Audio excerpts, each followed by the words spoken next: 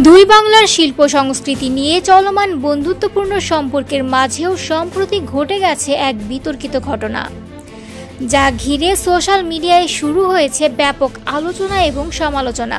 কলকাতা ভিত্তিক জনপ্রিয় television channel Republic বাংলার উপস্থাপিকা স্বর্ণালী সরকার তার সোজাসুজি স্বর্ণালী নামের সেগমেন্টে এক বিস্ফোরক মন্তব্য করে বসেন। তার দাবি, বাংলাদেশি অভিনয় শিল্পীরা ভারতে বসবাস ও কাজ করছেন, কিন্তু ভারতের নানা সংকটে তারা নীরব থাকছেন। তার ভাষায়, যারা এই দেশের নাম, যশ আর অর্থ কামাচ্ছেন, তারা ভারতের জন্য কোনো দায়বদ্ধতা দেখান না। কাজ শেষ হলেই তারা নিজেদের মতো করে চলে যান। এসব শিল্পীদের ঘাড় ধাক্কা দিয়ে বের করে দেওয়া উচিত। তিনি আরো বলেন, এই বাংলাদেশি শিল্পীদের কারণে পশ্চিমবঙ্গের বহু প্রতিভাবান শিল্পী কাজ হারাচ্ছেন। তার মতে, পাকিস্তানি শিল্পীদের মতো বাংলাদেশি শিল্পীদেরও বয়কট করা উচিত।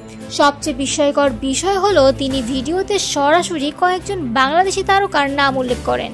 তালিকায় রয়েছেন জয়া আহসান, রাফিয়াত রাশিদ, মিথিলা, বিদ্যা সিনহা, মিম, অপু বিশ্বাস, এমনকি টলিউড সুপারস্টার শাকিব খানও। একই সঙ্গে ওপার বাংলার অভিনেত্রী স্বস্তিকা মুখার্জি, সোহিনী সরকার এবং সঙ্গীত শিল্পী ইমন চক্রবর্তীর নীরবতা নিয়েও প্রশ্ন তোলেন তিনি। এই বক্তব্য সামনে আসতেই নেটিজেনদের মধ্যে শুরু হয় তীব্র প্রতিক্রিয়া। অনেকে একে বিদ্বেষমূলক এবং দায়িত্বজ্ঞানহীন বলে মন্তব্য করেছেন। দুই বাংলার শিল্পী ও সংস্কৃতি মনা মানুষজন মনে করেন, শিল্প কখনোই রাজনৈতিক সীমানায় সীমাবদ্ধ নয়। রাজনৈতিক পট পরিবর্তনের সুযোগ নিয়ে এ ধরনের উস্কানিমূলক মন্তব্য শুধু শিল্প নয়, দুই দেশের সম্পর্কেও নেতিবাচক প্রভাব ফেলতে পারে।